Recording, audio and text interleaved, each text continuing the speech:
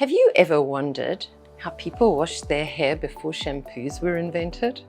Hi, I'm Stevie Lomas, the founder and CEO of the Camel Soap Factory, a unique brand of personal care products made with amazing regional ingredients. In times gone by, people used oils or ground up leaves and berries of plants that had natural foaming qualities. They also used soap, but the very high alkali content could leave hair feeling really dry and brittle. In the Quran, the cedar tree is one of the plants of paradise, and the ground up leaves of the cedar tree have been used for centuries by local women to wash their hair, face and body. Cedar powder, whilst wonderful on the hair, can be really tricky to wash out.